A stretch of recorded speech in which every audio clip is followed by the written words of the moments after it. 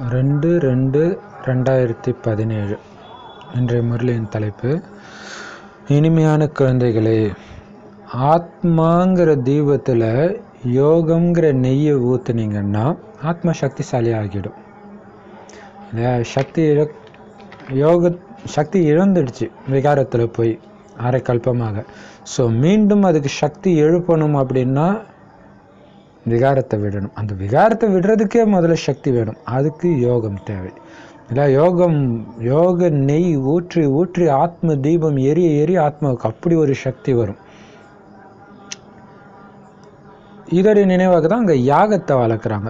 யோகத்தின் மூலமாக ஆத்மா தூய்மை ஆகிறது நினைவாக அவங்க யாகத்தின் மூலமாக அவங்களுடைய துக்கத்திலேருந்து தப்பிச்சிடுவாங்க அப்படின்னு நினச்சிட்டு அவங்க வளர்க்குறாங்க பக்தியில். ஸோ ஆத்மான்ற தீபத்தில் யோகம்ன்ற நெய்யை ஊற்றிக்கிட்டே இருங்க, ஆத்மா சக்திசாலியாக ஆகிடும். அதுக்கு பாபா சொல்லியிருக்கார், 5 விகாரங்கள்ன்ற பூதம் எல்லோருக்குள்ளும் பிரவேசமாக இருக்க, அதை விரட்டுவதற்கான ஒரே வழி அமிர்த வேலையில் எழுந்து ஞான யோகத்தின் நறுமணத்தை நாலாப்புறமும் பரப்புங்க. அகர்பத்தி, ஞானம் யோகன்ற அகர்பத்தியை பற்ற வைங்க அப்படின்னு நேற்று வானிலை சொல்லியிருக்காரு. கேள்வி பாருங்க, ஆத்மான்னு தீபத்தோட கம்பேர் பண்ணாரு தலைப்பில். இப்போ கேள்வியில் ஆத்மாங்கிற பேட்டரியில் சக்தியை நிரப்புறதுக்கான ஆதாரம் என்ன? அதுக்கு பதிலில் இது ரீசார்ஜபிள் பேட்ரி. இந்த ஆத்மா சார்ஜ் ஃபுல்லாக காலி ஆகிறதுக்கு 5000 வருஷம் ஆகுது. மறுபடியும் ஃபுல் சார்ஜ், ஃபுல் சக்தியை நிரப்பிக்கணும் அப்படின்னா அதுக்கான ஆதாரம் புத்தி யோகத்தின் பலம். அதுதான் ஆத்மான்ற பேட்டரியில் ஆத்மாங்கிற பேட்டரியில் சக்தியை நிரப்புறதுக்கான சாதனம் அல்லது ஆதாரம் எதுனா புத்தி யோகத்தின் பலம் தேவை. புத்தியின் தொடர்பின் மூலம் சர்வ சக்திவான் தந்தையை நினைவு செய்யும் பொழுது பேட்டரியில் சக்தி நிரம்பும். எதுவரை பேட்டரியில் சக்தி நிறையிறது இல்லையோ அது வரைக்கும் ஞானம் கூட தாரணை ஆக முடியாது. ஆத்மாவில் முழுமையான பிரகாசம் வர்றதுக்கு சிறிது காலம் தேவைப்படும். நினைவு செய்ய செய்ய பிரகாசம் வந்துடும்.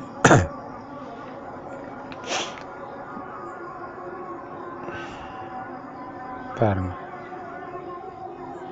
இப்போ புத்தி யோகத்தின் பலம், புத்தியை பாபா கிட்ட இணைக்கிறதுக்கான அந்த சக்தி உங்களுக்கு இருக்கணும்.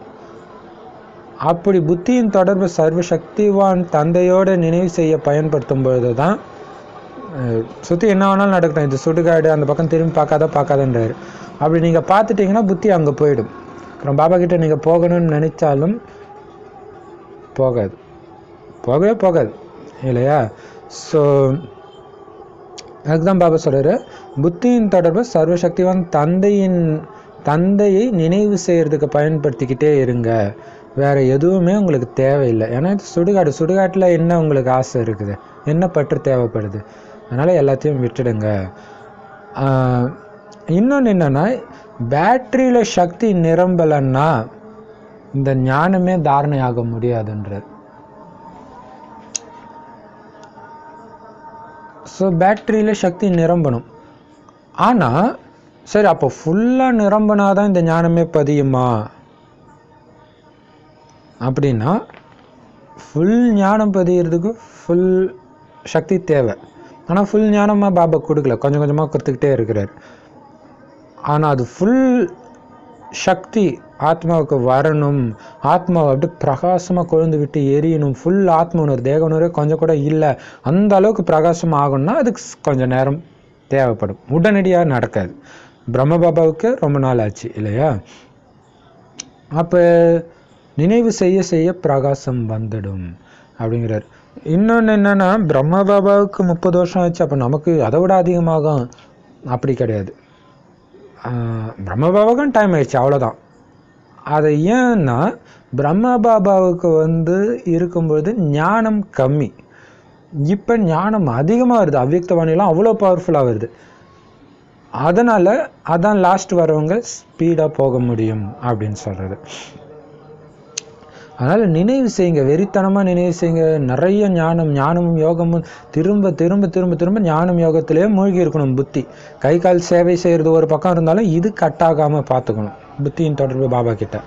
அப்போ பிரகாசம் தானாக வந்துடும். பாடல். இரவு நேர பிரயாணியை கலைத்து விட வேண்டாம். ஓம் சாந்தி. குழந்தைங்க, பாடலுடைய அர்த்தத்தை கேட்டீங்க. குழந்தைகளாகிய நீங்கள் இப்போ பகலில் செல்வதற்காக முயற்சி செஞ்சிட்டு இருக்கிறீங்க. புது உலகத்திலோ பிரகாசமே பிரகாசமாக இருக்கும், பழைய உலகத்தில் கார் இருளாக இருக்குது. இது பிரம்மாவுடைய அடர்ந்த கார் இருள் நிறைந்த காடு இரவு. நீங்கள் இப்போ பகலை நோக்கி சென்று கொண்டிருக்கிறீர்கள். இந்த புத்தியின் தொடர்பை ஈடுபடுத்த கலைத்து விட வேண்டாம் என தந்தை குழந்தைங்களுக்கு சொல்கிறாரு. எவ்வளவுக்கு எவ்வளவு நீங்கள் நினைவின் தொடர்பை பாபாவோட ஈடுபடுத்துகிறீங்களோ அந்த அளவுக்கு பிரகாசம் ஏற்படும். ஆத்மா எனும் தீபத்தின் அணைந்து போன சுடர் மீண்டும் வந்தபடி இருக்கும். அந்த மின்சாரத்தில் சட்டென கரண்ட் வந்து விடுகிறது. ஆனால் ஆத்மாவில் முழுமையான வெளிச்சம் வருவதற்கு சிறிது காலம் தேவைப்படுகிறது. இறுதியில் முழுமையாக வந்துவிடும். நினைவின் தொடர்பை ஈடுபடுத்தியபடி இருக்க வேண்டும். காரின் பேட்டரி இரவுக்குள் நிறைந்து விடுகிறது. அந்த மாதிரி இதுவும் ஆத்மாவும் கார் போன்றது. இதில் இப்போ பெட்ரோல் தீந்துடுச்சு, அதாவது சக்தி குறைஞ்சி போச்சு. பாபாவை சக்தி மிக்க சர்வ சக்திவான்னு சொல்லப்படுது இல்லையா? புத்தியின் பலமின்றி இந்த பேட்டரியில் சக்தி வர முடியாது. என்னை நினைவு செய்யுங்கள், ஆஸ்தியை எடுத்துக்கோங்க அப்படின்ட்டு அடிக்கடி தந்தை சொல்கிறார். மன்மனாபவ, இது எவ்வளவு சகஜமான விஷயம்.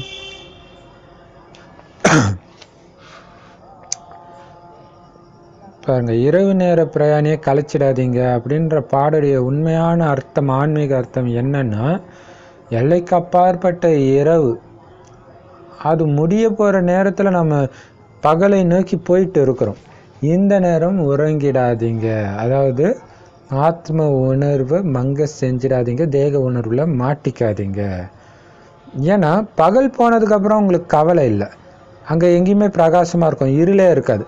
ஆனால் இப்போ இருட்டில் தான் எல்லாமே இங்கே நடக்கிற இறைவனுடைய அத்தனை விளையாட்டும் இந்த இருட்டில் நடக்குது, கார் இருளில்.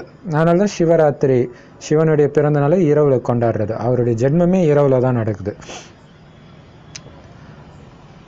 இப்போ பிரம்மாவுடைய இரவு, அதுவும் என்ன இரவு? அடர்ந்த காரிருள் நிறைந்த இரவு. பகலை நோக்கி போயிட்டு இருக்கிறீங்கன்னா அதுக்கு என்ன பண்ணணும்? புத்தியின் தொடர்பு பாபா கிட்ட இருந்துக்கிட்டே இருக்கணும். இல்லைன்னா மறுபடியும் காரிருளில் போய் மாட்டிக்குவீங்க, சொர்க்கத்துக்கு வர முடியாமல் போயிடும். அதனால் புத்தியின் தொடர்பை பாபாவுடைய நினைவில் ஈடுபடுத்திகிட்டே இருங்க, நினைவு செய்கிறத ஈடுபடுத்திகிட்டே இருங்க. இப்போ பிரகாசம் ஏற்பட்டுரும், முழு உலகத்துக்கும் பிரகாசம் ஏற்பட்டுரும். அதுக்கு முன்னாடி உங்கள் ஆத்மாவுக்கு பிரகாசம் ஏற்பட்டுரும். ஏன்னா பிரகாசமாக எரிஞ்சிட்டு இருந்த சுடர் தான் ஆத்மான்ற சுடர் அணைஞ்சு போச்சு இல்லையா? 5000 வருஷம் முன்னாடி அவ்வளோ ஜோதியாக எரிஞ்சிட்டு இருந்தது, இப்போ அணைஞ்சு போச்சு. இப்போ கரண்ட்டு வந்து டக்குன்னு சுவிட்ச் போட்டோன்னே வெளிச்சம் வந்துடும். ஆனால் இது அவ்வளோ சீக்கிரம் வராது, கொஞ்சம் நேரம் ஆகும் ஃபுல் வெளிச்சம் வர்றதுக்கு. இறுதியில் தான் ஃபுல்லாக வந்துடும். அதுதான் கர்மாதீத்த நிலை அப்படின்னு சொல்கிறது. இப்போ வந்து ஆத்மான்ற காரில் பேட்ரி ஃபுல்லாக காலி ஆயிடுச்சு. அந்த பேட்ரி தான் இங்கே ஆத்மா. அப்போ ஒரு பேட்ரி சார்ஜ் போடுறதுக்கு இரவு ஃபுல்லாக சார்ஜ் போட்டால் எப்படி நிரம்புதோ, அதே மாதிரி இந்த இரவில், எல்லைக்கு அப்பாற்பட்ட இரவு ஃபுல்லாக கண் விழித்து பாபாவை நினைவு செய்யுங்கன்னு சொல்கிறார் இல்லையா? இரவு கண் விழித்து நினைவு செய்யுங்கன்றது ஒன்று எல்லைக்கு அப்பாற்பட்ட இரவுக்கும் பொருந்தும், எல்லைக்குட்பட்ட இரவுக்கும் பொருந்தும். ஏன்னா அதனால் ஒன்றும் உடம்பு வீணாயிடாதுன்னு சொல்கிறார். அப்போ பாபாவை சர்வசக்திவான் சொல்கிறோன்னா சர்வ சக்திகள் நிறைந்தவர். இப்போ அவரோட உங்கள் புத்தியை ஈடுபடுத்துறதுக்கு ஒரு பலம் வேணும் இல்லையா? சுற்றி மாயா பலவிதமான கவர்ச்சி காட்டுது. இல்லை அங்கே நினைக்காத, என்ன பாரு, என்ன கேளு, என்ன சாப்பிடு, என்ன நினை, இப்படியே இருக்குது. ஸோ அதில் இருந்து உங்கள் புத்தியை பாபா கிட்ட இணைக்கிறதுக்கு முதல்ல ஒரு சக்தி வேணும். அதுதான் தைரியம் வச்சிங்கன்னா, ஒரு அடி முன்னாடி நீங்கள் எடுத்து வச்சிங்கன்னா 1000 அடி உதவி நான் கொடுக்குறேன் அப்படின்றாரு. அப்போ புத்தியின் பலம் இல்லாமல் பேட்டரியில் சக்தி வராது. ஆத்மான்ற பேட்டரியில் பாபா சொல்கிறாரு, முந்தானேத்து வானிலை சொன்னார் இல்லையா, என்னுடைய முழு சொத்தையும் உங்களுக்கு உயில் எழுதி கொடுத்துட்டேன்றாரு பாபா. ஒரே கண்டிஷன், தூய்மையாக இருக்கணும், அவ்வளோதான். தூய்மையாக இருந்துட்டிங்கன்னா அந்த உயில் செல்லுபடி ஆகாது. அப்போ நினைவு செஞ்சிட்டே இருங்க. எந்த அளவுக்கு நினைவு இருக்குதோ, எந்த அளவுக்கு தூய்மையாக ஆகுறீங்களோ அந்த அளவுக்கு ஆஸ்தியை எடுத்துக்கோங்க அப்படின்னு அடிக்கடி பாபா சொல்கிறார். மன்மனா பாபா ஒரே மந்திரம். எவ்வளோ ஈஸியான விஷயம். மனிதர்கள் ராமா ராமான் ஜபித்தபடி இருக்கிறாங்க.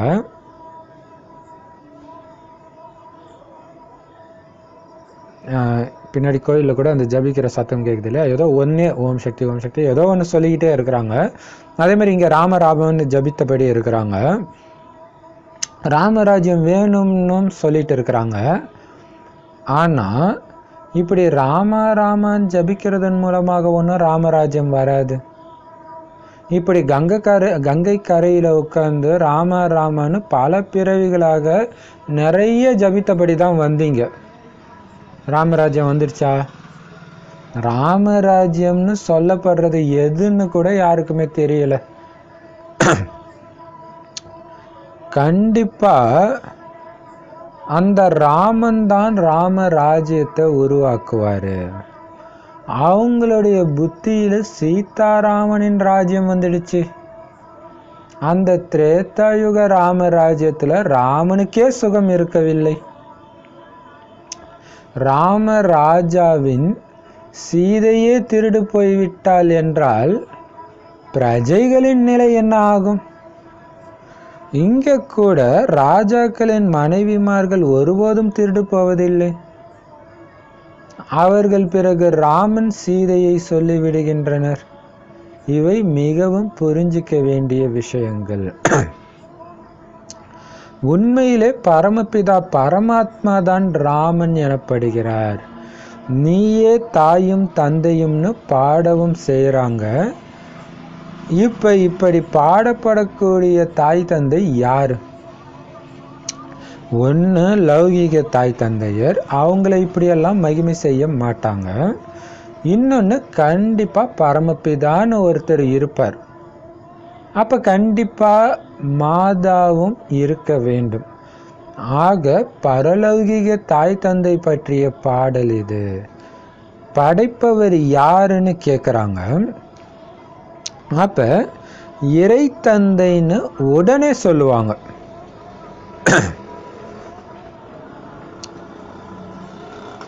ஆக தாய் தந்தையர் உள்ளனர் என்பது உறுதியாகிறது அல்லவா?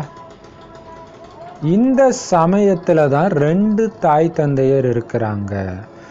சத்யுகத்தில் ஒரு தாய் தந்தை மட்டும்தான் இருப்பாங்க. லௌகீக தாய் தந்தை இருந்தாலும் இந்த கலியுகத்தில் நீயே தாய் தந்தைன்னு பாடுறாங்க. இந்த சமயம் குழந்தைகளாகிய நமக்கு தந்தை மூலமாக அளவற்ற சுகம் கிடைச்சிடுது. அதன் பிறகு ஒரு தாய் தந்தையாகிடுவாங்க, ஒரு தாய் தந்தையன ஆகிவிடும். பரலௌகீக தாய் தந்தையிடமிருந்து சத்யுகத்தின் பலனாக அளவற்ற சுகம் கிடைக்கிறது. சத்யுகத்தில் பலனாக அளவற்ற சுகம் கிடைக்குது. அந்த தாய் தந்தையின் பாடல் தான் உள்ளது. இருந்தாலும் அப்படிப்பட்ட தந்தையை கூட நினைவு செய்ய மறந்துடுறாங்க. பாபா வந்துட்டாருன்னு குழந்தைகளாகிய நீங்கள் அனைவருக்கும் தந்தையின் அறிமுகத்தை கொடுக்கணும். எப்பவுமே சிவபாபா மற்றும் பிரம்ம பாபான்னு சொல்கிறாங்க. பிரஜாபிதா எனும் பெயர் புகழ் வாய்ந்தது. சிவபாபா பிரம்ம பாபா லௌகீக தந்தை, அவர் பரலௌகீக பரமபிதா. பின் அவர் எப்படி தாய் தந்தை ஆகிறார் என்பது மிகவும் ஆழமான விஷயமாகும்.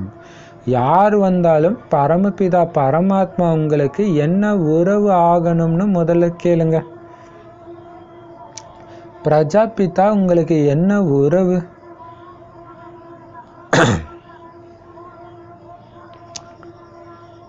அம்பா குப்தம் என்பது போல இந்த பிரம்மாவும் குப்தம், அதாவது மறைமுகம். இந்த பிரம்மா பெரிய தாய். லௌகீக தந்தையின் பெயர், உருவம், காலம், தேசம் அனைத்தும் எல்லோருக்குமே தெரியும். இப்போ நீங்கள் பரலௌகிக தாய் தந்தையின் பேரு, உருவம், காலம், தொழிலை இவைகளை பற்றி அவங்களுக்கு சொல்லுங்க. மம்மாவுக்கும் இவர் பெரிய மம்மா, அதாவது தாய்.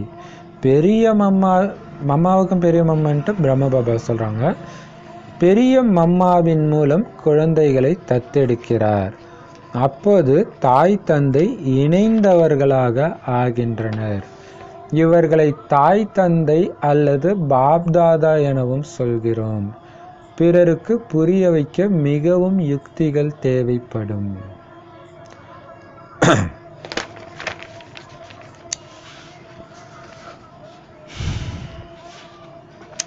நிராகார பரமபிதா பரமாத்மாவை எல்லோருமே நினைவு செய்கிறாங்க.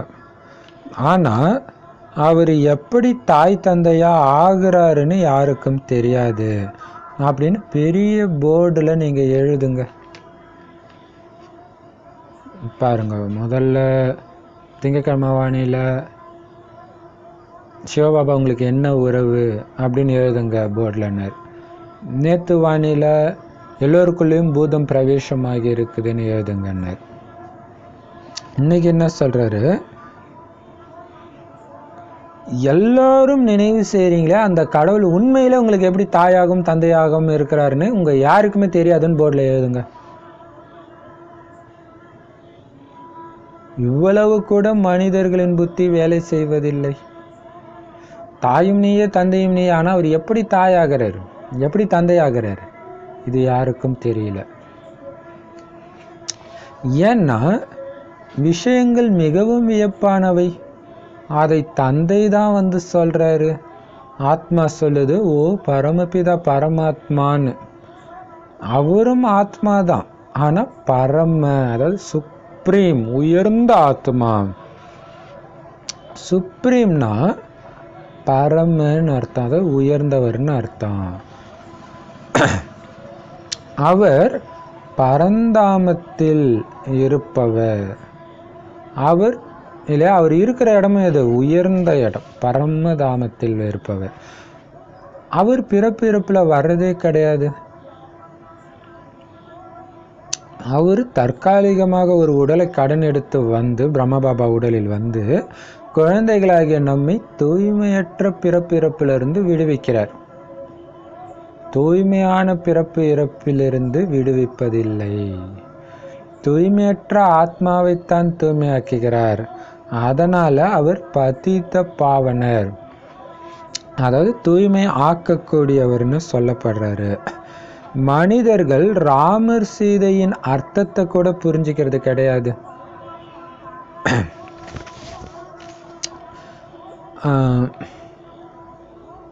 உண்மையிலே அனைத்து பக்தர்களுமே சீதைகள் தான். ஒரு மணமகனாகிய பரமாத்மாவை நினைவு செய்றாங்க.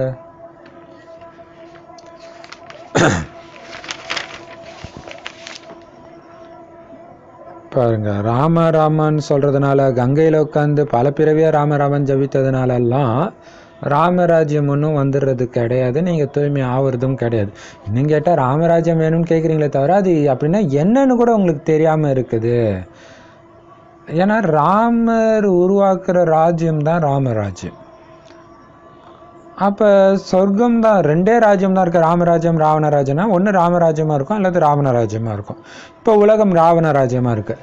அப்போ இந்த ராவண ராஜ்யத்தை ராமராஜ்யமாக மாற்றணும்னா எந்த ராமர் வருவார்? திரேதாயுக ராமர் வர மாட்டார். ஏன்னா அவர் திரேதாயுகத்தில் தான் வருவார். கலியுக இறுதியில் வர ராமர் யார்? இறைவன், பரமபிதா பரமாத்மா. ஆனால் இவங்க தவறுதலாக சீதாராமனுடைய ராஜ்யத்தை தான் சொல்கிறோம்னு நினச்சிக்கிறாங்க. சரி, அந்த ராமராஜ்யம் வேணும்னு நீங்கள் ஏன் கேட்க போகிறீங்க? ஏன்னா அங்கேயே சுகம் இல்லாத மாதிரி தானே காட்டியிருக்கிறாங்க கதையில். சீதையை ராஜா ராமருடைய மனைவியே கடத்திட்டு போயிட்டாங்களாம். அப்போ பிரஜைகள் நிலைமை என்ன ஆகுறது இல்லையா? அப்போ உண்மையிலே கலியுகத்து ராஜாவுடைய மனைவி கூட திருடு போகிறது இல்லை. ஆனால் அவங்க எந்த அளவுக்கு நிந்தனை பண்ணி திரேதாயுக ராமனையும் கலங்கப்படுத்தி வச்சிருக்கிறாங்கன்னு சொல்கிறாரு. அப்போ உண்மையிலே அவங்க சொல்கிற பதித்த பாவனை சிவபாபாவை தவிர சீதாராமன் கிடையாது, திரேதாயுக சீதாராமன் கிடையாது. அப்போ தாயும் தந்தையும் நீயே அப்படின்னு எந்த ராமனை பாடுறாங்க? யாரை பாடுறாங்க தாயும் தந்தைன்னு? வீட்டில் இருக்கிற உடலுடைய அப்பா அம்மாவை சத்தியமாக பாட மாட்டாங்க அந்த மகிமை. அப்போ கண்டிப்பாக பரமபிதான்னு ஒருத்தர் இருப்பார் இல்லை?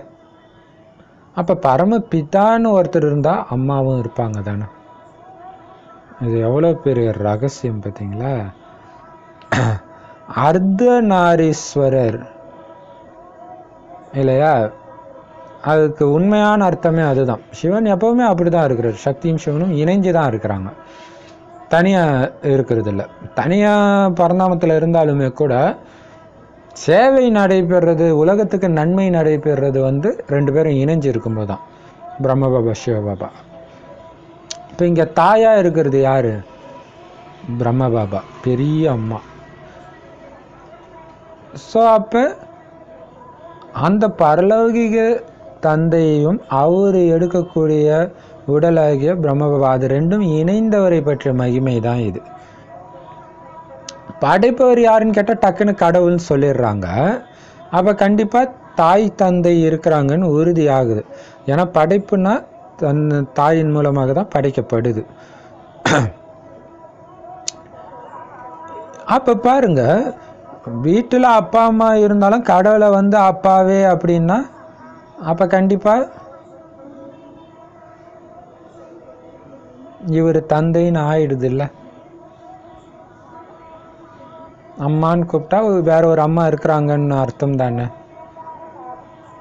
இப்போதான் அந்த தந்தை மூலமாக, தந்தைனா சுகத்தை கொடுக்கணும். லௌகிக தந்தையாக இருந்தாலும் சொத்து கொடுக்குறாருன்னா சுகம் வருது.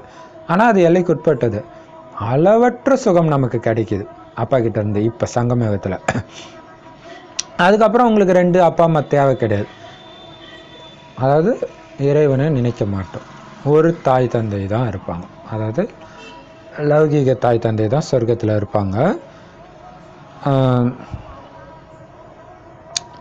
அப்படிப்பட்ட ஆஸ்தி, அளவற்ற ஆஸ்தியை கொடுக்கிறார். பரலௌகிக தாய் தந்தை கிட்ட இருந்து சத்தியுகத்தில் உங்களுக்கு பலன் கிடைக்குது, அளவற்ற சுகம் கிடைக்குது. அவரை பற்றி தான் மகிமை பாடுறாங்க பக்தியில். ஆனால் அப்படிப்பட்ட தந்தையே நீங்கள் மறந்துடுறீங்களே. நமக்கும் சொல்கிறதா வச்சுக்கலாம், அஞ்ஞானிகளுக்கும் சொல்கிறதா வச்சுக்கலாம். ஏன்னா மறந்துடுறாங்க. அதனால் அவங்களுக்கு இந்த தந்தையை பற்றிய அறிமுகத்தை முதல்ல கொடுங்க. எப்பவுமே சிவபாபா பிரம்ம பாபான்னு தான் சொல்கிறோம். இப்போ பிரஜாபிதான்னு பேரும் இருக்குது. இப்போ பாபா சொல்கிறாரு, சிவபாபா, பிரம்ம பாபா, லௌகிக தந்தை, 3 அப்பா வராங்க. அப்போ இந்த 3 அப்பாவை பற்றிய ரகசியத்தை அவங்களுக்கு புரிய வைங்க. எத்தனை பிறவி எடுத்தாலும் ஆத்மாவுக்கு தந்தை சிவன் தான். சங்கமயுகத்தில் எல்லோருக்கும் தந்தை பிரம்ம பாபா, அதாவது உடல் தேகதாரிகளுக்கு தந்தை பிரம்ம பாபா, அவரும் அலௌகிக தந்தை. அடுத்தது ஒவ்வொருத்தருக்கும் தனித்தனியாக இருக்கிற லௌகிக தந்தை. ஸோ பரலௌகிக பரமபிதாவே எப்படி தாயாகவும் தந்தையாகவும் ஆகிறாருங்கிறது தான் ஆழமான விஷயம். இப்போ 2 மாதமாக கண்டினியூஸாக சொல்கிறல, யார் வந்தாலும் என்ன கேட்கணும்? நீங்கள் பரமபிதா பரமாத்மாவோடு உங்களுக்கு என்ன சம்பந்தம்னு கேளுங்க. அப்பான்னு சொன்னால் பிரஜாபிதான்றாங்களே, அவருக்கு உங்களுக்கு என்ன சம்மந்தம் கேளுங்க. ஆதி தகப்பன்னு சொல்கிறாங்கல்ல பைபிள் குரானில், அவருக்கு உங்களுக்கு என்ன சம்மந்தம் கேளுங்க. அப்போ சிவன் அப்பா, பிரம்ம பாபா மறைமுகமான அப்பா. இந்த அப்பாவின் மூலமாக தான் அந்த அப்பாவை நம்ம தெரிஞ்சுக்கிறோம், அல்லது அம்மா. எப்படி அம்பா குப்தமாக இருக்கிறாங்களோ, சொல்லுவாங்களே சரஸ்வதி நதி குப்தமாக இருக்குதோ, அதே மாதிரி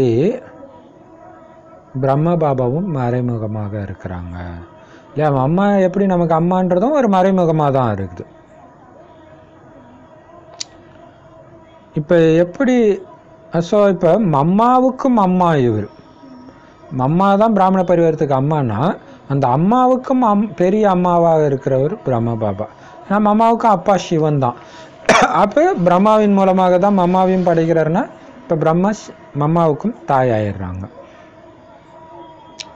மற்றபடி லௌகீக தந்தை உடலுடைய அப்பாவுடைய பேரு, உருவம், காலம், எந்த நாடு எல்லாமே எல்லாருக்கும் தெரியும். அதை பற்றி நாங்கள் இப்போ சொல்ல போகிறதில்ல. மற்ற 2 அப்பா இருக்கிறாங்க, குறிப்பாக பரலௌகீக தாய் தந்தையுடைய பேரு, உருவம், காலம், தொழில் என்னன்னு நாங்கள் உங்களுக்கு சொல்கிறோம் அப்படின்னு சொல்லி புரிய வைங்க.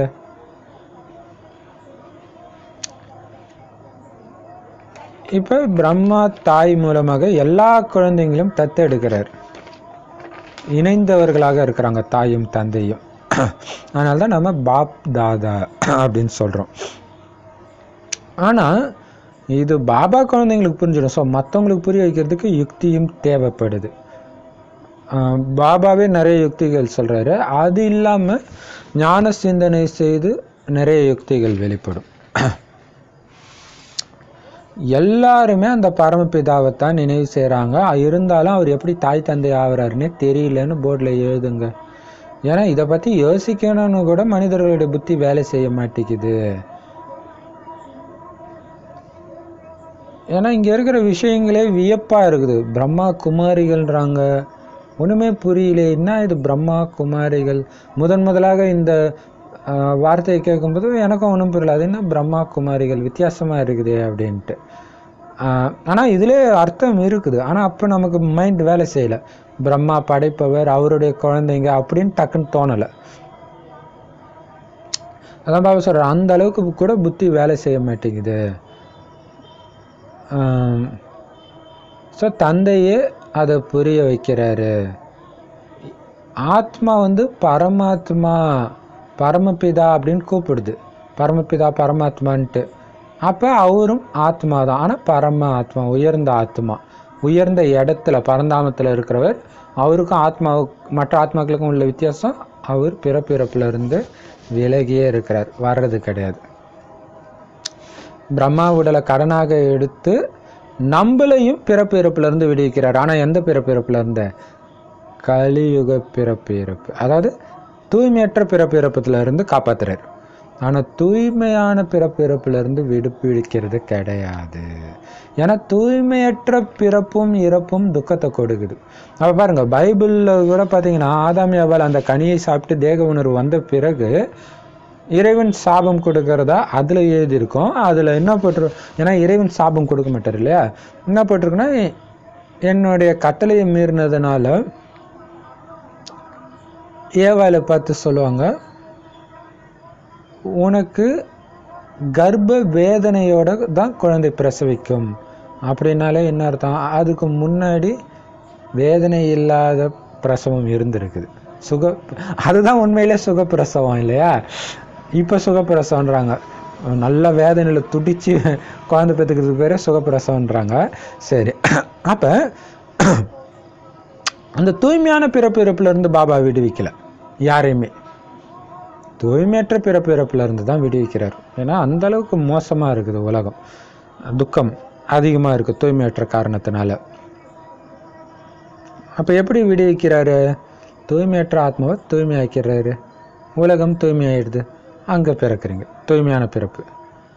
அப்போ தூய்மை ஆக்குறது தான் அவருடைய தொழில். அப்போ பதித்த பாவனர்னா அவரைத்தான், இந்த சிவபாபாவைத்தான் குறிக்குமே தவிர மனிதர்கள் ராமன் சீதையுடைய அர்த்தத்தை புரிஞ்சிக்கல. சீதாராம், பதித்த பாவன சீதாராம்னா இங்கே உண்மையிலே என்ன அர்த்தம்னா, எல்லா ஆத்மாக்களும் பக்தர்களே, அனைத்து பக்தர்களும் சீதைகளே, எல்லோரும் ஒரு ராமனை நினைவு செய்கிறாங்க. ஒரு மணமகன் இந்த பரமாத்மா, அவரை தான் எல்லா சீதைகளும் நினைவு செய்கிறாங்க. பாபா சொல்கிறாரு, குழந்தைகளே, இந்த சமயத்தில் பார்த்தீங்கன்னா முழு உலகத்துமே ராவண ராஜ்யம் தான் இருக்குது. இலங்கையில் மட்டும் கிடையாது. ராவணனை எரிக்கிறதே இங்கே தான் எரிக்கிறாங்க. இலங்கை இந்துஸ்தானில் கிடையாது.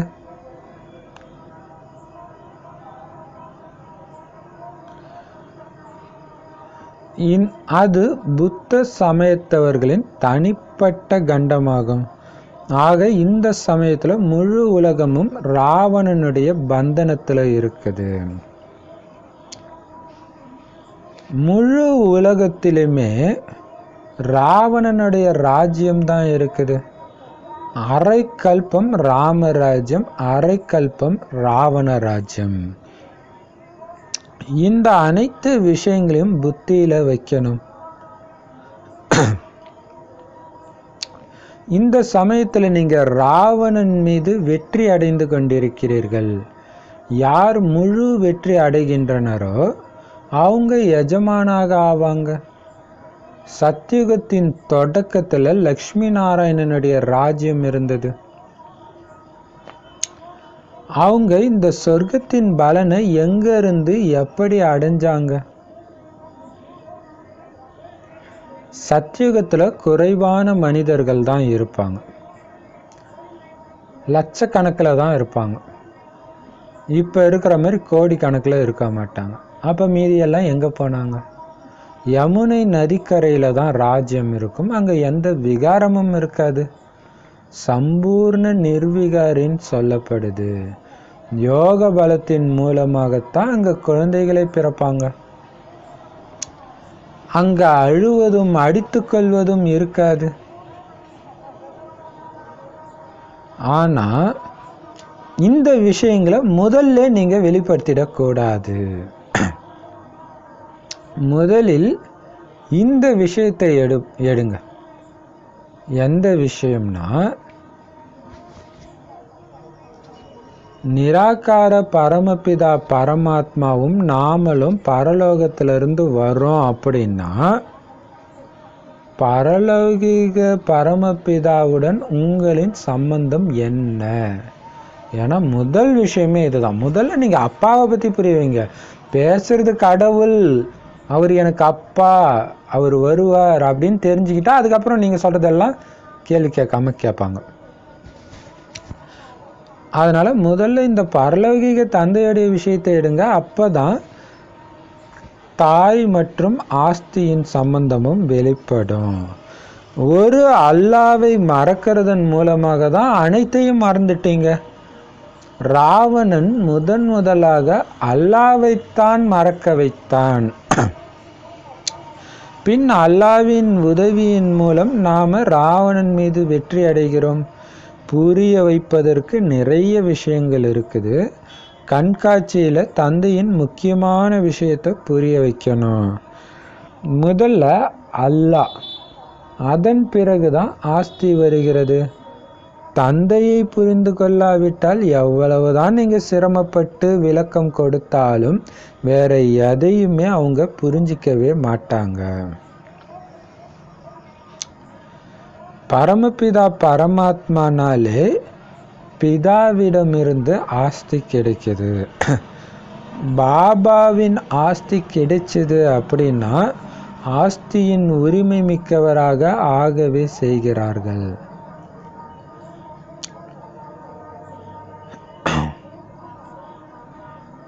திருமூர்த்தி பற்றி புரிய வைக்கிறது எவ்வளவு ஈஸி.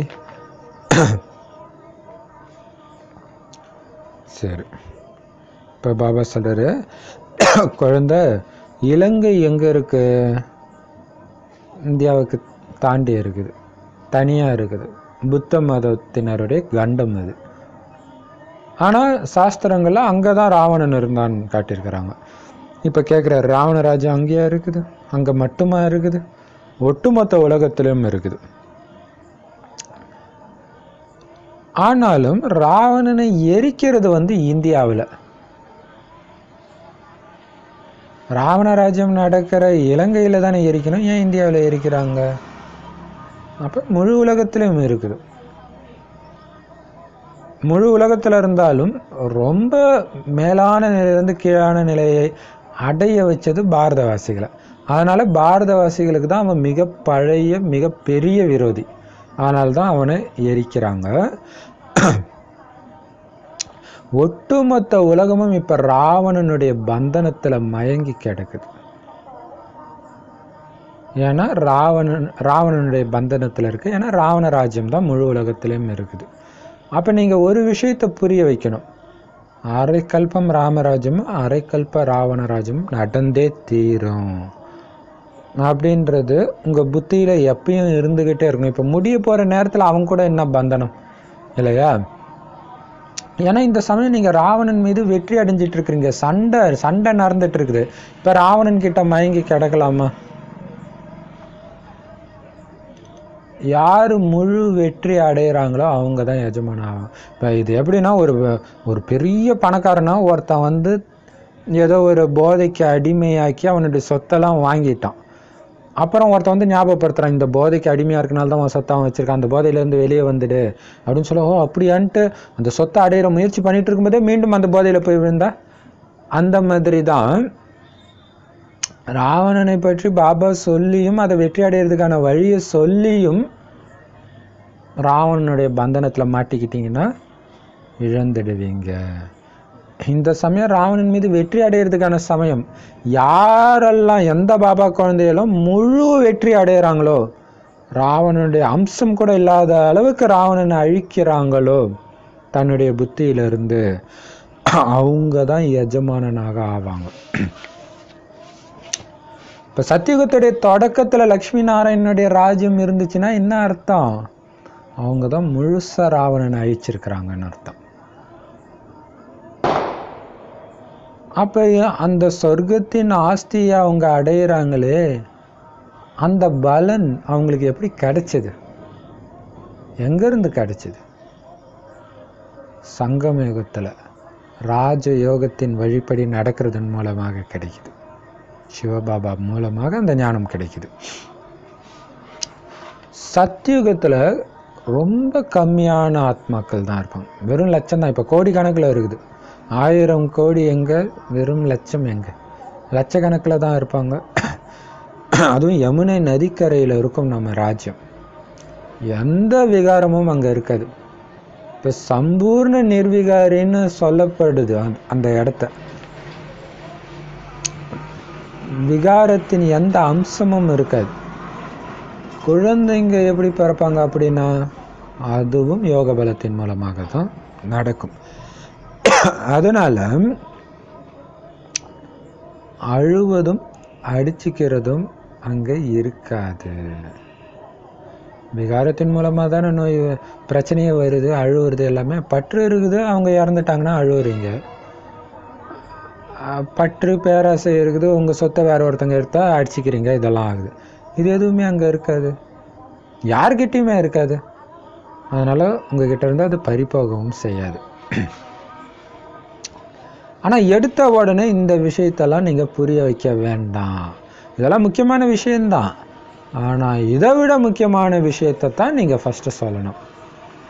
என்ன அதுன்னா, கடவுளுக்கும் உங்களுக்கும் என்ன சம்பந்தம்? பரலோகத்தில் தான் பரமபிதா இருக்கிறாருன்றீங்க.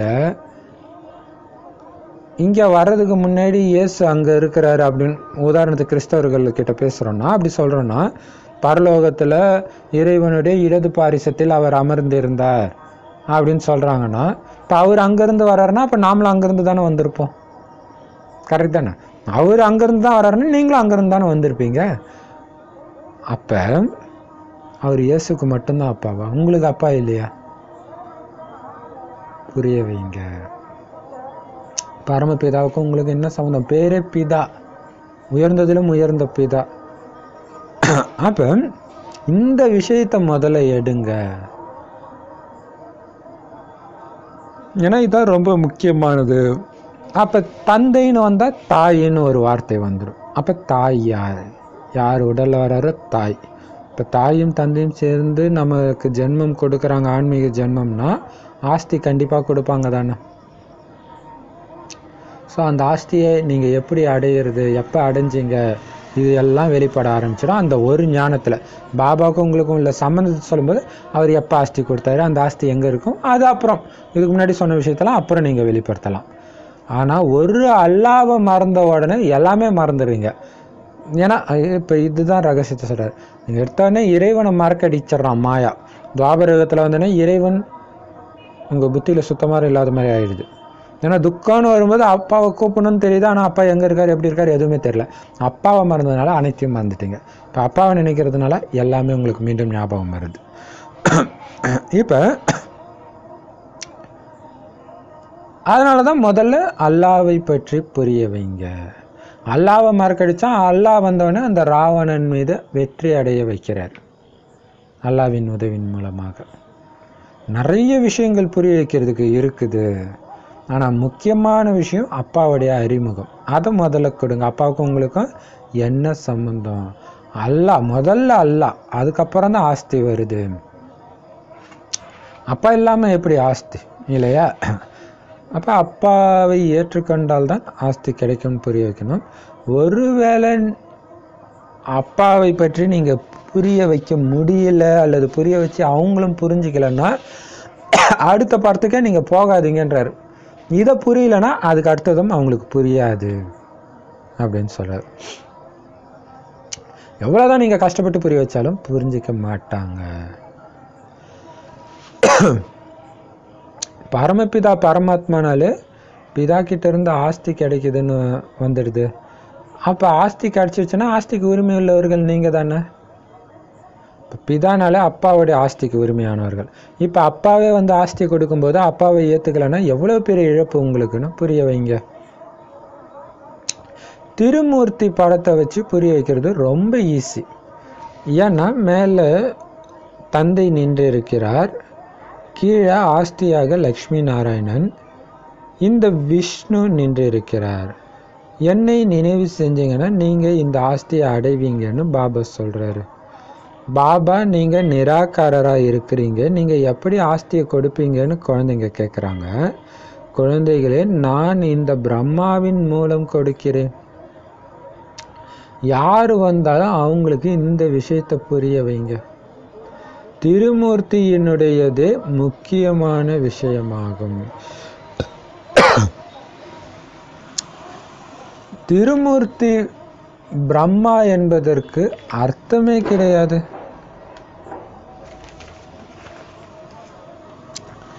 இவர் நிராகார சிவபாபா, இவர் தான் ஞானக்கடல்னு சொல்லப்படுறாருன்னு புரிய வைக்கணும். பின் இது ஆஸ்தி, அதாவது இந்த விஷ்ணு வந்து ஆஸ்தி. இப்போ தந்தை நிராகாரமாக உடலற்றவராக இருக்கிறாரு.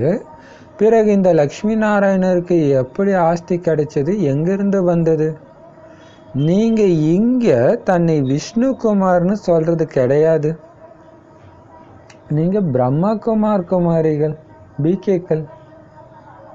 மனிதர்களுடையது தான் பிரம்மபுரி என சொல்லப்படுகிறது.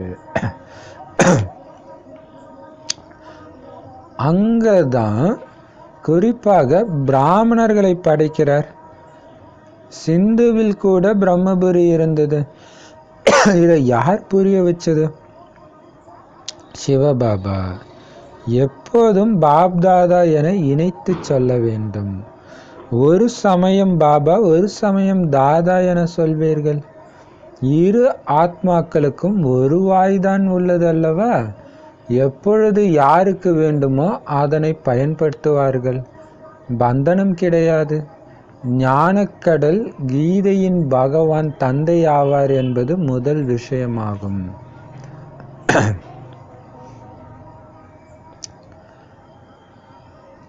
அவர் சொல்றாரு, இந்த பிரம்மா விஷ்ணு சங்கர் சூக்ஷ்ம வதனவாசிகளான தேவதைகள். இந்த பிரம்மா மனிதர். முழுமை அடையும் பொழுது தேவதைன்னு சொல்லுவாங்க. இவர் தவம் செய்து பிறகு தேவதையாகிறார். இந்த பிரம்மா குமார் குமாரிகளுக்கு பிரம்மாவின் மூலம் பகவான் கற்பிக்கிறார். படங்களை கொண்டு நல்ல விதமாக புரிய வைக்க வேண்டும். புரிய வைக்கிறது மிகவும் சகஜமானது. இவர் சிவபாபா, இது ஆஸ்தி.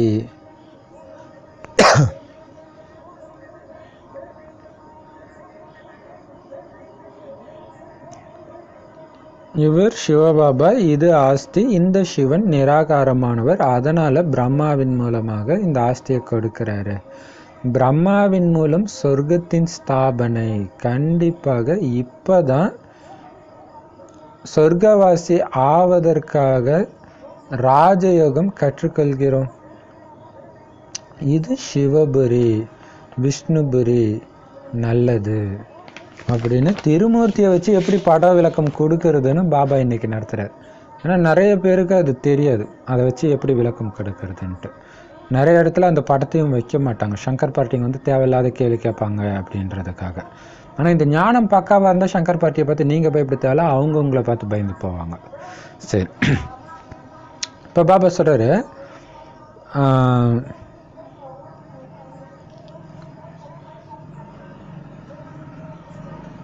முழு உலகத்திலும் இப்போ ராவண ராஜ்யம் தான் இருக்குது, இலங்கையில் மட்டும் கிடையாது அப்படின்னு சொல்லியிருந்தாரு.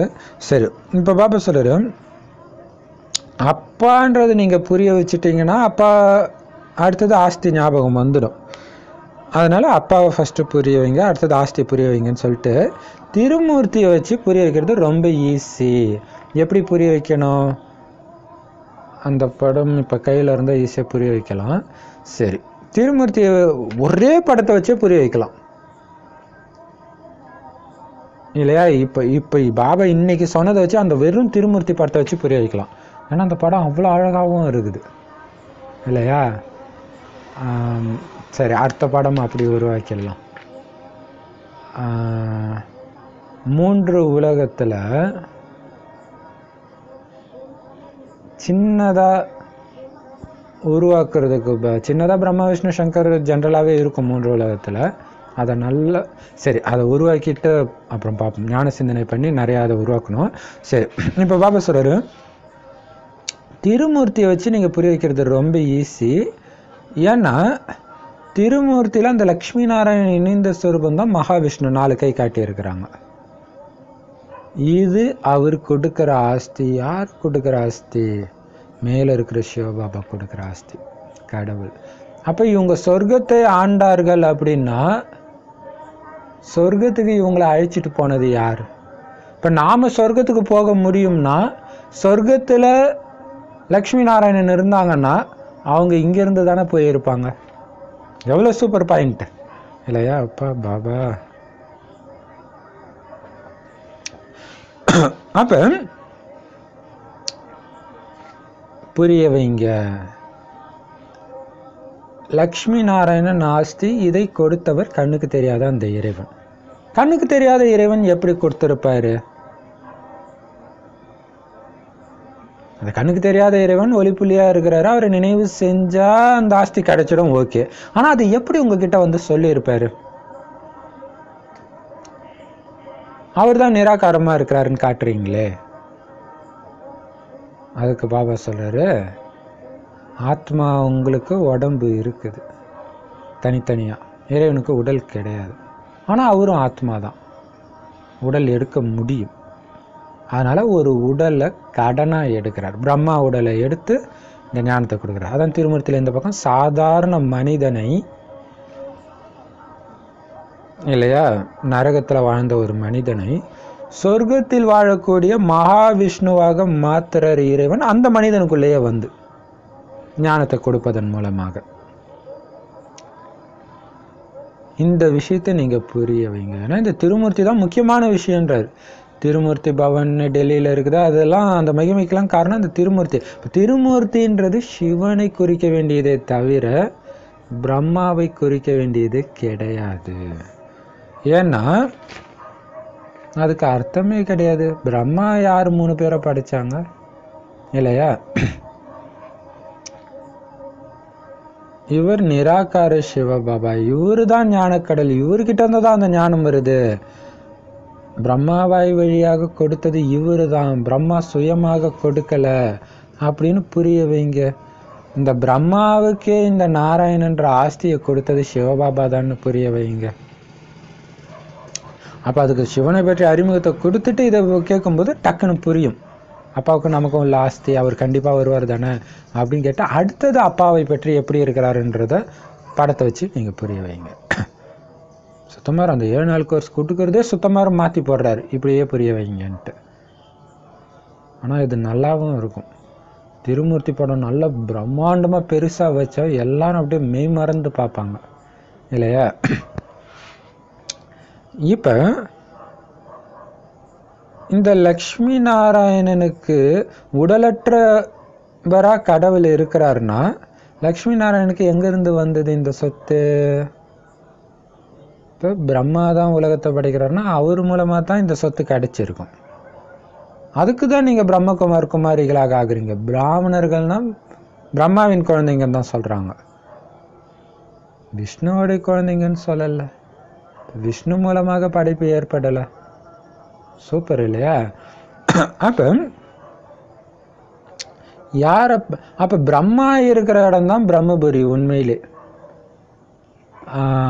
அதில் படத்தில் வந்து சங்கர்புரி, விஷ்ணுபுரி, இந்த சூக்ஷ்மவதனத்தில் 3 புரி இருக்கிறதா காட்டுவாங்க. ஆனால் உண்மையிலே பிரம்மபுரி அப்படிங்கிறது பிரம்மா இருக்கிற உலகம் தானே பிரம்மபுரி, அது இதுதான். ஆனால் மேலே சூக்ஷ்ம பிரம்மாவும் இருக்கிறார், சூக்ஷ்ம உடலும் இருக்குது, அது சூக்ஷ்ம தேவதைகள். இவருடைய முழுமையடைந்த நிலை அது. ஆனால் அது சூக்ஷ்ம தேவதை. ஆனால் இங்கே இருக்கிற பிரம்மா மனிதர், அப்படி புரிய வைங்க. ஆனால் இது நமக்கு தான் புரியும், அவங்களுக்கு டக்குன்னு புரியாது இல்லையா? அப்போ பாபா சொல்கிறார், சிவபாபா தான் இந்த விஷயங்களை எல்லோரையும் புரிய வைக்கிறாரு. அதனால் பிரம்மாவுடைய ஒரு வாயைத்தான் சிவபாபாவும் பயன்படுத்துகிறார், பிரம்மபாபாவும் பயன்படுத்துகிறார். நான் தான் பயன்படுத்துவேன்னு பிரம்மபாபாவும் சொல்ல மாட்டார், சிவபாபாவும் சொல்ல மாட்டார். பந்தனம் கிடையாது. அதனால இணைஞ்சி எப்போ பேசுகிறாங்க யார் பேசுகிறாங்கன்னு தெரியாதனால பாப் தாதான்னு சொல்லுங்க. செம சூப்பர் இல்லையா? அப்போ எப்போ யாருக்கு தேவையோ அந்த வாயை பயன்படுத்தி பேசுவாங்க. ஸோ முதல் விஷயமே ஞானக்கடல் சிவபாபா தான், கீதையின் பகவான் சிவபாபா தான், பாரதத்தை சொர்க்கமாக்கக்கூடிய கீதா ஞானத்தை சொல்பவர் கலியுக இறுதியில் தான் வருவார், அது சிவபாபா தான். கிருஷ்ணர் வர முடியாது, அவர் சத்யுகத்தில் வரவர் அப்படின்னு சொல்லி புரிய வைங்க.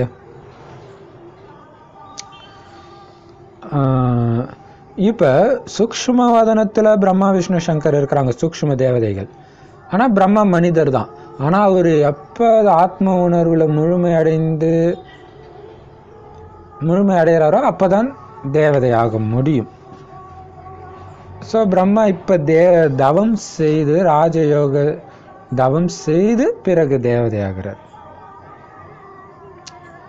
இந்த பிரம்மகுமார் குமாரிகளுக்கு பகவானே கற்பிக்கிறாரு பிரம்மா மூலமாக அப்படின்னு புரிய வைங்க, அப்படின்னு புரிய வைக்கணும். அதில் இன்னொன்று கூட சேர்க்கலாம், பிரம்மாவை மட்டும்தான் வயோதிகராக காட்டுறாங்க பக்தியிலே. அப்போ வயோதிகராக இருக்கிறாருன்னா அப்போ தேவதைனா அலங்காரத்தோடு காட்டுவாங்களே, அப்படியே வசீகரமான உடலோடெல்லாம் காட்டுவாங்க. பிரம்மாவை அப்படி காட்டலையே, அப்போ அவர் மனிதராக தானே இருக்க முடியும். இப்போ அந்த பிரம்மாவுடைய குழந்தைங்களுக்கு தான் பகவான் நேரடியாக கற்பிக்கிறார். இதோடைய நினைவாகத்தான் அந்த பிராமணர்களுக்கு உயர்ந்த ஜாதின்னு மகிமை பாடிட்டாங்க. ஸோ இது எல்லாத்தையும் படத்தை வச்சு நீங்கள் நல்லா புரிய வைங்க. புரிய வைக்கிறது ரொம்ப ஈஸி, ஆனால் அது தாரணை ஆகணும். அந்த நேரம் ஞாபகம் வச்சுக்கணும், இப்படியெல்லாம் நான் புரிய வைக்கணும்னு. நீங்கள் அதுக்கு நாளைக்கு சேவைனா இன்றைக்கே மைண்டில் ஆசை போட்டுக்கிட்டே இருக்கணும், ஒரு டைரியிலையோ பேப்பர்லையோ அதை எழுதிக்கிட்டே இருக்கணும், போகும்போது அதை பார்க்கணும். அப்போ உங்களுக்கு அது வர ஆரம்பிச்சிடும். அப்போ நீங்கள் நடத்துகிறதே வேறு மாதிரி இருக்கும். இப்போ பார்த்தீங்கன்னா நம்ம அடிக்கிற நோட்டீஸாக பார்த்தீங்கன்னா முதல்ல அடித்த நோட்டீஸ் வேறு மாதிரி இருக்கும், அடுத்தது வேறு மாதிரி இருக்கும், அடுத்தது வேறு மாதிரி. இப்போ லக்ஷ்மி நாராயணனை போட்டு இன்னாண்ட ராஜயோகத்தை போட்டு சிம்பிளாக வருது. பட் அது ஞானம், அந்தந்த ஞானத்துக்கு ஏற்ற எது ரொம்ப பயங்கர அட்ராக்டிவாக இருக்கும் அதுக்கேற்ற மாதிரி எல்லாமே மாறுது. ஸோ அதுக்கு என்ன பண்ணணும், நல்ல தாரணை பண்ணணும். எப்படி புரிய வைக்கணும், இவர் சிவபாபா சிவ தந்தை, உடல் கிடையாது, அதனால் இந்த பிரம்மா உடலில் வந்து இந்த ஞானத்தை கொடுத்து விஷ்ணுங்கிற ஆஸ்தி அவருக்கு கொடுத்துறாரு, அதை விஷ்ணுவாக மாற்றிடுறாரு. அப்போ சொர்க்கத்தின் ஸ்தாபனை சொர்க்கம் உருவாகிறதுக்கு முன்னாடி தானே பண்ணியிருப்பாங்க, அது இப்போ தான் நடக்குது. அந்த டைம் தான் இது பிரம்மாவின் மூலம் நடக்குது. அதனால தான் கடைசி நேரத்தில் இறைவன் வருவார்னு சொல்லப்பட்டிருக்குது. இந்த கலியுக இரவில் வர்றதுனால தான் சிவராத்திரி, சிவன் இரவில் வராரு அப்படின்னு சொல்லப்பட்டிருக்கு. இப்போ நமக்கு தெரிஞ்சிடுச்சு,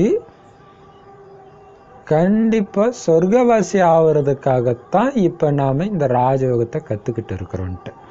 அப்போ சிவன் இருக்கிற இடம் சிவபுரி பரந்தாமம், மகாவிஷ்ணு இருக்கக்கூடிய சத்தியுகம் விஷ்ணுபுரி,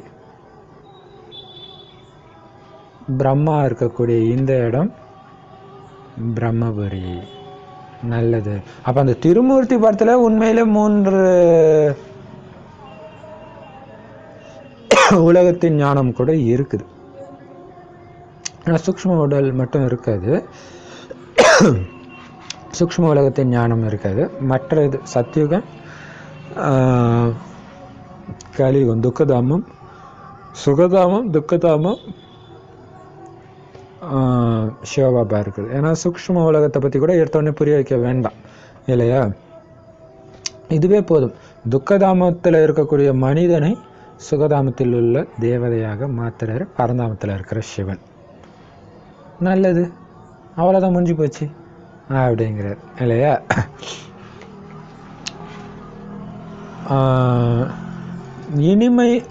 இனிமையிலும் இனிமையான காணாமல் போய் கண்டெடுக்க. அப்புறம் இந்த சங்கரை பற்றி கேட்டால், இது முழுமையடைந்த சூக்ஷ்மவதனத்தின் நிலை தான் சங்கர். ஆக்சுவலாக 3 உலகமும் வருது இல்லையா? திருமூர்த்தியில் 3 உலகமும் இருக்குது, 3 உலக ஞானமும் இருக்குது. கரெக்டு.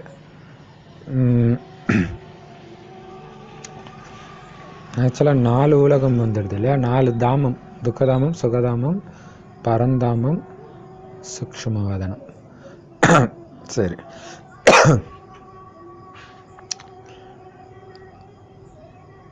நல்லது.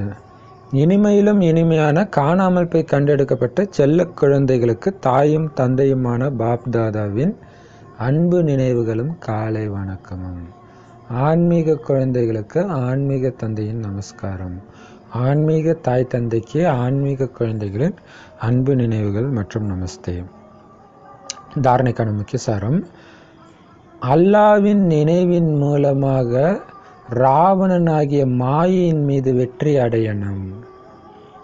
அனைவருக்கும் தந்தையின் அறிமுகத்தை கொடுக்கணும் இல்லையா? இந்த ராவணன், மாயைன்ற ராவணன் முதல்ல மறக்கடிக்கிறதே அப்பாவை மறக்கடிக்கிறான். அப்பாவை மறந்துட்டா ஆஸ்தி மறந்துடும் தானே, எல்லாமே மறந்துடும். அதனால் முதல்ல அப்பாவை நினைவு செய்யுங்க, ஆஸ்தி தானாக ஞாபகம் வரும். அப்போ அப்பாவை நினைவு செய்ய செய்ய ராவணனை வெற்றி அடையக்கூடிய சக்தியும் உங்களுக்கு வந்துடும். அதனால் எல்லோருக்கும் அப்பாவுடைய அறிமுகத்தை கொடுங்க. 2வது, நினைவின் யாத்திரையில் களைப்படைஞ்சிடாதீங்க. இரவு பயணிகளே களைப்படைஞ்சிடாதீங்க சொல்கிறார். ஏன்னா பகலை நோக்கி போயிட்டு இருக்கிற நேரத்தில் தூங்கிடலாமா? தூங்கக்கூடாது இல்லையா? அதனால் உங்களுடைய ஆத்மான்ற பேட்டரி சக்தி இழந்து கிடக்குது. அதில் சக்தியை நிரப்பிக்கிறதுக்காக சர்வ சக்திவான் தந்தையிடம் நினைவை ஈடுபடுத்திக்கிட்டே இருங்க. திடீர்னு பிரகாசமாக ஜொலிக்க ஆரம்பிச்சிடும். அதாவது என்ன அர்த்தம்? கர்மாதித்த நிலை வந்துடும். சர்வ சக்திவான் கிட்ட மட்டுமே புத்தி இருக்கணும் எப்பயுமே. அந்தந்த நேரத்துக்கு ஏற்ற மாதிரி அந்தந்த ஸ்வமானத்தில் அந்தந்த பாபாவுடைய ஞான பாயிண்ட் ஆசை போட்டுக்கிட்டே பாபாக்கிட்ட புத்தியை இணைச்சிக்கிட்டே இருக்கணும். அது பாபா கிட்ட இருந்து புத்தியை கட் பண்ணுறதுக்கு மாயா ஒரு ரூபம் எடுக்குது இல்லையா? அது கணவன் மூலமாக, மனைவி மூலமாக, குழந்தை மூலமாக, செய்கிற காரியங்கள் மூலமாக, பொருள் மூலமாக, எதன் மூலமாகவாவது வரும். அந்த ரூபத்தை அழிக்கக்கூடிய ஞான பாயிண்ட் மைண்டில் சொல்லிக்கிட்டு மீண்டும் மீண்டும் புத்தியை பாபா கிட்ட இணைச்சிட்டே இருங்க. அவ்வளோதான். ஸோ நினைவு செஞ்சுட்டே இருக்கணும். அதில் களைப்பு அடைஞ்சிடக்கூடாது. ஏன்னா தொடர்ந்து மாயின் யுத்தம் நடந்துட்டுருக்கு. யுத்த மைதானத்தில் இருக்கிறோம் நாம். வரதானம்: தனது தொழிலின் நினைவின் மூலம், அதாவது தனது தொழிலின் கடமையின் நினைவின் மூலம் மனதை கட்டுப்படுத்தக்கூடிய ராஜயோகி ஆகுங்கள். அதுக்கு விளக்கம், அமிர்த வேலை மற்றும் முழு நாளிலும் இடையிடையில் தனது தொழில் பற்றிய நினைவை கொண்டு வாருங்கள். நான் ராஜயோகி ஆவேன். ராஜயோகி எனும் பொழுது ஆசனத்தில் நிலைத்திருங்கள். ராஜயோகி எனும் ஆசனத்தில் நிலைத்திருங்கள். ராஜயோகி என்றால் ராஜா. அவருக்குள் கட்டுப்படுத்தும் மற்றும் ஆளுமை சக்தி இருக்கும். அவர் ஒரு வினாடியில் மனதை கட்டுப்படுத்த முடியும். அவர் ஒருபோதும் தனது சங்கல்பம், பேச்சு மற்றும் கர்மத்தை வீணாக்க முடியாது. அப்படி விரும்பி இருந்தாலும் வீணாகிவிட்டால் அவரை ஞானம் நிறைந்தவர் அல்லது ராஜான்னு சொல்ல மாட்டாங்க.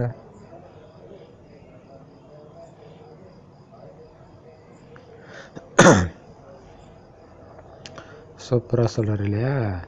அதுதானே உங்க தொழில், அதானே உங்க கடமை. ராஜயோகியா இருக்கணும். ராஜானால கட்டுப்படுத்தும் சக்தி இருக்கும். ஸோ அமிர்த வேலையிலையும் அதை ஞாபகப்படுத்துங்க. இடையிடையில் முழு நாளிலும் ஞாபகப்படுத்திக்கணும். எதை ஞாபகப்படுத்திக்கணும்? உங்களுடைய தொழில். நான் யார்? ராஜயோகி. நான் பிரம்மகுமாரி. அதனாலே அதான் அர்த்தம். பட் ஆனால் அது கொஞ்சம் இன்டைரக்டாக இருக்குது. அதனால் டைரக்டாக நான் ராஜயோகி. ராஜயோகின்னு என்ன அர்த்தம்? ராஜா. முழு கட்டுப்படுத்தும் சக்தி. ராஜாவுக்கு தான் அதிகாரம் இருக்குது. ஆத்மா ராஜா. கர்மேந்திரங்கள் ஃபுல்லத்தையும் கட்டுப்படுத்த முடியணும் இல்லையா? சுற்றி என்ன நடந்திருந்தாலும் ஒரு வினாடியில் புத்தியை தூக்கி மேலே பறக்க வச்சிடணும். பரந்தாமத்திலையும் சூக்ஷ்மதனத்திலையும் அல்லது சத்தியுகத்திலையும்.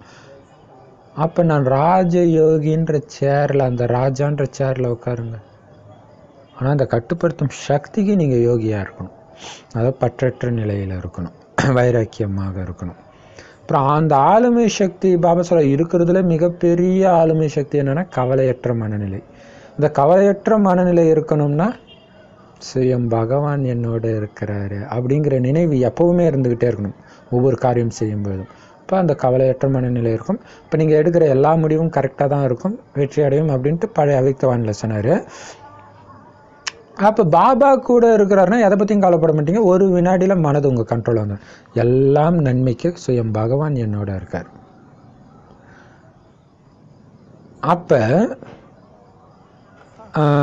ராஜயோகி ஒட்டுமொத்த உலகத்துக்கும் இந்த பஞ்ச தத்துவத்துக்கும் கட்டளை பிறப்பிக்கக்கூடிய கடமை உங்களுக்கு இருக்கணும். அந்த அளவுக்கு உங்களுக்கு சக்தி இருக்கணும்னா, அந்த அளவுக்கு சக்திசாலியாக நீங்கள் இருக்கணும்னா, ஒரு சங்கல்பம், ஒரு வினாடி, ஒரு வார்த்தை, ஒரு காரியம் கூட வீணா போகக்கூடாது. அவங்க தான் ராஜயோகி. ராஜயோகி வீணாக்கவே மாட்டாங்க. அவங்க மனதை கட்டுப்படுத்தக்கூடியவங்க. ஒரு வினாடியில் மனதை கட்டுப்படுத்த முடியக்கூடிய ராஜயோகி ஒரு சங்கல்பத்தை, பேச்ச, வார்த்தையை கூட தேவையில்லாமல் வீணாக்க மாட்டாங்க, வீணாக்க முடியாது. ஒருவேளை அப்படிலாம் இருக்கணும்னு எனக்கு விருப்பம் இருந்தாலும் வீணாயிடுது அப்படின்னா அவங்க ஞானம் நிறைஞ்ச குழந்தைன்னும் ராஜான்னு சொல்ல முடியாது, ராஜயோகின்னு சொல்ல முடியாது இல்லையா? இப்போ நான் ஆரம்பத்தில் யூடியூப்பில் வீடியோ போடும்போது ஒரு அஞ்ஞானி ஆத்மா பார்த்துட்டு கோபம், நீ ராஜயோகின்ற பேரை முதல்ல பேருக்கு முன்னாடி அது என்ன ராஜயோகின்னு போட்டிருக்க, உனக்கு யார் அந்த பட்டத்தை கொடுத்தாரு? அப்போ அஞ்ஞானிகளுக்கு கூட ராஜயோகின்ற வேர்டுக்கு அவ்வளோ பெரிய மரியாதை வச்சுருக்கிறாங்க. அப்போ அந்த ராஜயோகின்னு தன்னை நினைவுபடுத்திக்கிறது எவ்வளோ சக்திசாலியானதுன்னு ஞாபகப்படுத்தி பாருங்கள். இப்போ நீங்கள் ராஜயோகின்னு சொல்லிக்கணும்னா, நான் நிரந்தர ராஜயோகி, சக்திசாலியாக இருக்கிறேன். நேற்று சொன்னார் இல்லையா, ஆத்மான்ற சீட்டில், அந்த அழிவற்ற சீட்டில் உட்காந்துட்டு கட்டளை பிறப்பீங்கன்னு சொன்னார். ஸோ அப்படி இருந்து அதே தான் ஆக்சுவலாக இன்றைக்கி வாணியம் வேறு வார்த்தைகளில் வேறு விதமாக விளக்கம் கொடுத்துருக்காரு. ஆனால் மெயின் பார்த்தீங்கன்னா நேற்றைய வரதானமே தான் இது.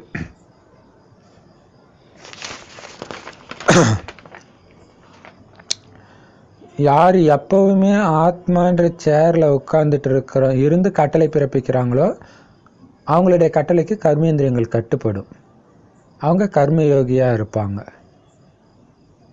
அவங்க எப்பவுமே குஷியாக இருப்பாங்க. இங்கேயும் அதேமாரி ராஜயோகி அப்படின்ற சேரில் நீங்கள் எப்பவுமே உட்காந்துருங்கன்றார். நான் ஆத்மா, ராஜயோகி ஆத்மா, அனைத்தும் என் கட்டுப்பாட்டில் இருக்குது. கர்மேந்திரியங்கள்ன்ற பிரஜைகள் என்னை கட்டுப்படுத்தலை.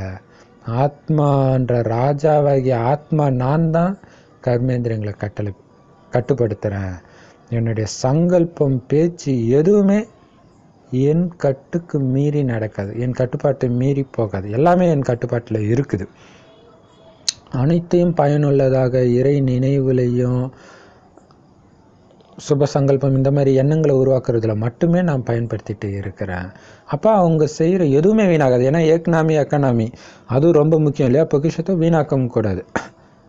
அப்படி ஒரு வேளை அப்படிலாம் எனக்கு விருப்பம் தான், நாராயணாகிற விருப்பம் தான், ஆனால் வீணாகுதே அப்படின்னு சொன்னால் நீங்கள் ராஜயோகி கிடையாது, ராஜா கிடையாது, ஞானம் நிறைந்த ஆத்மா கிடையாது. ஞானத்தை என்ன தான் சொன்னாலும் தக்க சமயத்தில் அது உங்களுக்கு வேலை செஞ்சால் தான் நீங்கள் ஞானம் நிறைந்த ஆத்மா. முந்தானேத்து சொல்லியிருப்பார் இல்லையா? அப்போ தான் நீங்கள் அனைத்தும் நிரம்பியவர்னு சொல்ல முடியும். அப்படி அனைத்தும் நிரம்பியவர் தான், அனைத்து பொக்கிஷங்களால் நிரம்பியவர் தான் மற்றவங்களுக்கு கொடுக்கவும் முடியும். அப்போ எண்ணம் சொல் செயல்னால ஒவ்வொரு நேரமும் பாபாவை வெளிப்படுத்தக்கூடிய காரியத்தில் பிஸியாக இருப்பாங்க. அந்த காரியம் மட்டும் செய்கிறது தான் சேமிப்பாகிறது, லாப கணக்கில் வருது. அதை தவிர மற்ற எது செஞ்சாலும் நஷ்ட கணக்கில் ஆகிடும். பார்த்தீங்கன்னா இந்த 3 நாளுடைய வரதானமே ஒன்றுத்துக்கு ஒன்று எவ்வளோ லிங்காக இருக்குது பாருங்கள். சரி, ஸ்லோகன். சுயத்தின் மீது ராஜ்யம் செய்கிறவங்க தான் உண்மையான சுயராஜ்ய அதிகாரி. ராஜயோகியும் அவங்க தான் இல்லையா? சுயராஜ்ய அதிகாரின்னா என்ன அர்த்தம்? சுயத்தின் மீது ராஜ்யம் செய்பவர்கள் இல்லையா? ஆத்மா நான், ஆத்மாவுடைய உடல், கர்மேந்திரங்கள் மீது ஆட்சி செய்பவர்கள். இது ஆக்சுவலாக வரதானமே தான் திரும்ப வருது. இப்போ உண்மையான ராஜயோகி, உண்மையான சுயராஜ்ய அதிகாரி யாருன்னா, நீங்கள் இடுற கட்டளைக்கு உங்களுடைய கர்மேந்திரியங்கள், 5 புலன்கள் கட்டுப்படணும். மனம், புத்தின்ற ஞானேந்திரியங்கள் கட்டுப்படணும். அப்போ தான் சுயராஜ்ய அதிகாரிகள். நீங்கள் புத்தியின் பலம் இருக்கணும் இல்லையா?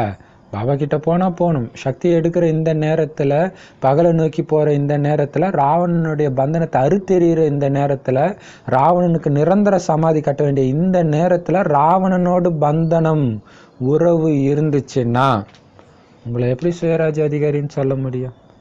அப்படின்னா என்ன அர்த்தம்? வீண் எண்ணம், விகாரங்கள் இது எதுவுமே வரக்கூடாது. ஆத்மா ஃபுல் சக்தியாக இருக்குது. நினைக்கிறதான் சொல்லணும், சொல்கிறதான் செய்யணும், அப்படி இருக்கணும். அந்த நினைக்கிறது, சொல்கிறது, செய்கிறது எல்லாமே பாபா சொன்ன வழிப்படி இருக்கணும். ஓம் சாந்தி.